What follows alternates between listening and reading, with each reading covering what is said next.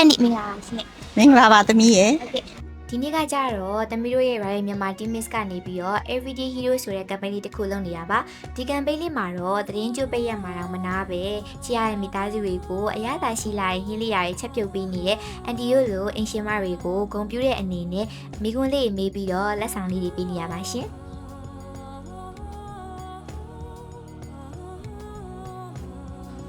ဟုတ်တယ်အန်တီကလေကိုသားသမီးတွေအတွက်ကိုအမြဲတမ်းဒီတိုင်းချက်ပြုတ်ကျွေးမွေးရတယ်ပေါ့နော်အဲ့လိုချက်ပြုတ်ကျွေးမွေးတဲ့အခါကျတော့လေကိုပင်မန်းတယ်ဆိုပေမဲ့ပင်မန်းတယ်မထင်ဘူးဘာလို့လဲဆိုတော့သူတို့ရုံးကနေဟလာမမောပပန်းနဲ့ပြန်လာပြီးတဲ့အချိန်မှာကိုချက်ပြုတ်ထားတာလေးတွေကိုအားရပါရစားပြီးတော့စားကောင်းလိုက်တာမမေရဲ့လို့ပြောရင်အန်တီရှင်ထဲမှာအမောတွေလည်းပြေးပြီးတော့ဝမ်းမြောက်ဝမ်းသာဖြစ်သွားတယ်ဟောအဲ့ဒါကြောင့်မလို့လေဒီအသက်အရွယ်ကြီးလာပြီမဲ့လေကိုသားသမီးတွေကိုကိုယ်တိုင်ပဲချက်ကျွေးချင်တာနော်သူများချက်ကျွေးတာမကြိုက်ဘူးဘာလို့လဲဆိုတော့သူတို့ကြိုက်တာလေးတွေကိုလေကိုသိတယ်နော်ရွေးချယ်ပြီးတော့ဝယ်ပြီးတဲ့အခါကျတော့လေသူတို့ကချက်တာဆက်ကြိုက်တယ်ဟုတ်လားနော်ပူလောင်လေးစားချင်တယ်ဆိုတော့သူတို့ရုံးပြန်လာကန်နီးပြီးဆိုအန်တီကနိုင်ကြည့်နေပြီးတော့ဟင်းလေးတွေဘာလေးတွေအစင်သင့်တွေးပြီးတော့ကျွေးတာအဲ့လိုကျွေးပြီးတဲ့အခါကျတော့သူတို့ကစားကောင်းလိုက်တာမမေ့ရဲဆိုရင်ကိုကဘာနဲ့မှမလဲနိုင်တဲ့ပီတီကိုခံစားရပါလေ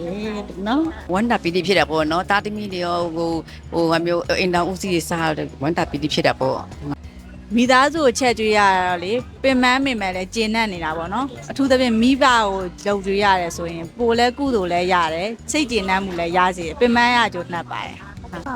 အားပါစားအောင်ပီတိဖြစ်တာပေါ့နော်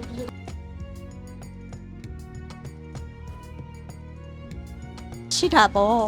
နော်ဘယ်တော့မဆိုလေကိုဘလောက်ပဲအသက်ကြီးလာပြီမဲ့လေကိုမှဆရာသမားတွေဆိုတာတော့ရှိတာပဲနော်ဟိုအဖိုးအဖွားတွေဆိုတာရှိတာပဲပေါ့နော်အဲ့တော့ကြော့ဖို့အစီအစဉ်ရှိပါတယ် ဖြစ်ပါတယ်ကတော့ဖြစ်ပါတယ်အမေပေါ်အားစေးလေးတို့နောက်ဟိုအားဖြစ်ဆက်စွာတွေနဲ့ကတော့ဖြစ်ပါနဲ့ကတော့ပြတ်ပါဟိုမုတ်တွေကော်ဖီတွေလက်ဖက်ရည်တုပ်တွေအဲ့လိုမျိုးဝယ်ပြီးတော့ကတော့ပြတ်မှာပါဒီပါဦးလေးတော်လေးရာယာတီးလဲဝယ်ပြီးတော့မုတ်တွေဝယ်ပြီးတော့ကြောက်မှာပေါ့နော်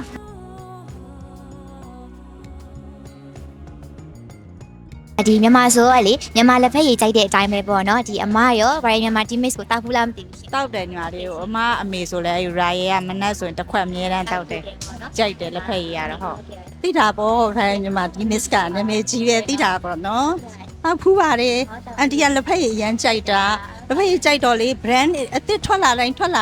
တယ်ဒါပေမဲ့လို့ဒီရာယာမြန်မာတီမစ်လောက်ကြိုက်တာရှိတယ်နော်အဲ့တော့ဆွမြဲတောက်ဖြစ်တာတော့ရာယာမြန်မာတီမစ်ပါပဲ လွန်ခဲ့တဲ့9နှစ်ထဲကအဲ့လိုပေါ့ဟိုနေကင်းဆိုတောက်ဖြစ်တယ်ပေါ့အိမ်မှာနေတိုင်းဝယ်အမြဲဝယ်ဟိုရင်လည်းလေရင်တော့ promotion ချရင်ထီးတွေပေးရလေဟုတ်ဝယ်တယ်ဟုတ်အမေအတွက်အမှတ်တရတွေကတော့အများကြီးတော့ရှိတာပေါ့နော်ဟိုသူကော်ဖီတောက်တိုင်းပဲဖြစ်လက်ဖက်ရည်တောက်တိုင်းပဲဖြစ်ဟိုသူ့အတွက်ဟိုအရသာရှိပြီးတော့ဂျင်းနဲ့သွားရဆိုကိုကလည်းဟိုစိတ်ဂျင်းနဲ့စီတာပေါ့နော်အဲ့တော့အမေကြိုက်တာလေးဝယ်ပေးရတာဟိုကစိတ်ဂျင်းနဲ့တယ်ဟုတ်